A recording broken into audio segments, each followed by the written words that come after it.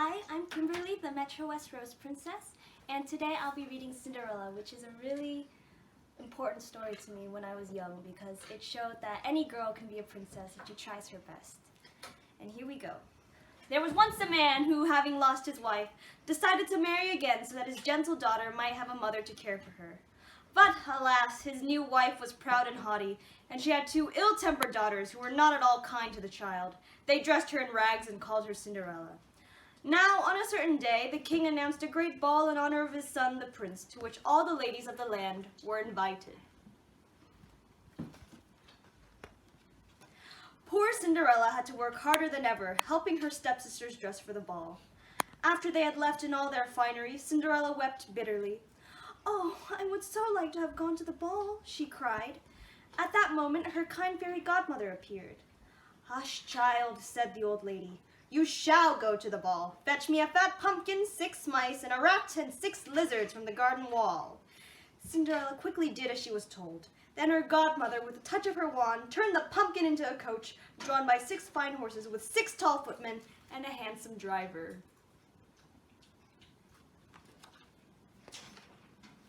Cinderella couldn't believe her eyes. "But I have no gown to wear," she said, looking at her ragged dress and wooden shoes. "Tut, tut," replied her godmother. "We'll soon fix that." And she touched the girl with her wand. Instantly, Cinderella was dressed in the finest gown in the land.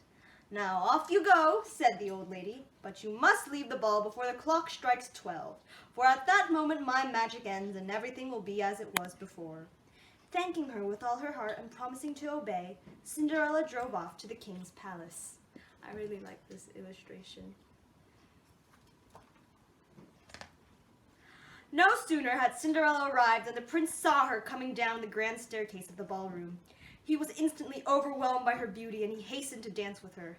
The ugly stepsisters noticed her too, but they had no idea who the unknown lady might be, and they whispered together behind their fans. "What a beautiful gown," said one.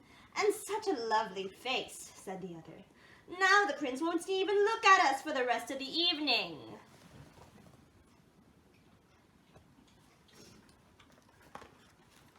The prince refused to dance with any of the other ladies, and he could scarcely take his eyes from Cinderella, so delighted was he by her charm and grace. And so the hours sped by until suddenly Cinderella heard the great clock striking the hour of midnight. With a little cry, she fled from the ballroom so that the prince might not see her transformed once more into a kitchen maid. By the time she reached her carriage, she found nothing but a large pumpkin and some mice and lizards scampering off into the night. The prince hastened after Cinderella, but she was too swift for him. As he turned sorrowfully back into the palace, what did he spy but a tiny glass slipper which Cinderella had dropped as she fled down the steps. "At least I have this to remind me that the lovely princess at the ball was real," said the prince sadly.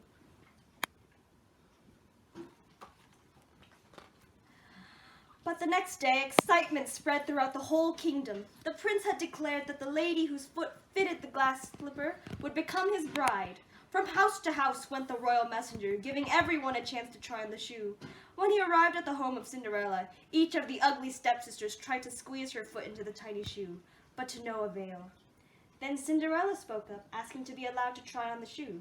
The stepsisters roared with laughter. "Ha ha!" But the messenger replied that every lady in the land was entitled to try it on. In a twinkling, the glass slipper slipped neatly onto Cinderella's foot. Then, what a celebration there was! The prince was overjoyed to discover his beloved once more. The wedding was set for the next day, and never was there a more dazzling bride. Cinderella, being of a kind and loving nature, gladly forgave her stepsisters for their unkind treatment of her. And, of course, she and her prince lived happily ever after.